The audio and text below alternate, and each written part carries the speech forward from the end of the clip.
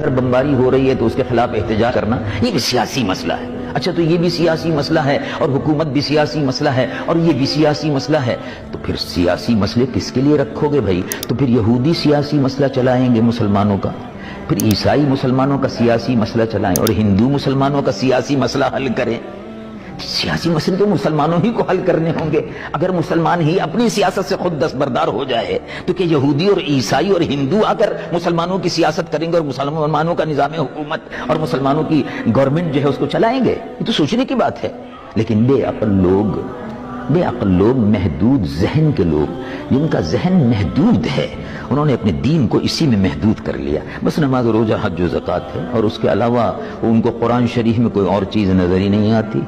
اگر وہ نماز روزہ حج و زکوٰۃ ہی تھا تو پھر ابو بکر صدیق کو حکومت کرنے کی اور حکمراں بننے کی ضرورت کیا تھی؟ ابو بکر صدیق تو نقش بندیوں کے پیشوا ہیں, ختم خواجگان پڑھتے رہتے مسجد نبوی میں, حکومت کرنے کی کیا ضرورت تھی؟ عمر فاروق رضی اللہ عنہ مرضا کو حکومت کرنے کی کیا ضرورت تھی؟ اور راتوں کو تہجد کی نماز چھوڑ کر, مسجد نبوی چھوڑ کر مدینے کی گلیوں میں بیواؤں اور یتیموں کے گھروں کو تلاش کرنے کی کیا ضرورت تھی؟ کبھی سوچا؟ عثمان غنی, علی مرتضی, یہ خلفائے راشدین تھے, یہ مصلی پر کھڑے ہو کر نماز بھی پڑھاتے تھے.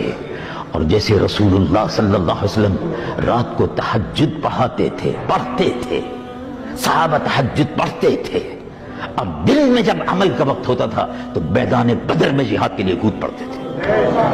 یہ بھی سنت ہے, فقط وہی سنت نہیں ہے.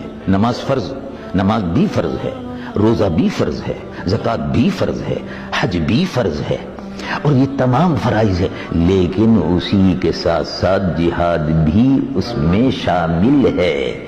اگرچہ فرض وہ نہیں ہے لیکن فرض کفایہ بہرحال اپنی جگہ پر موجود ہے.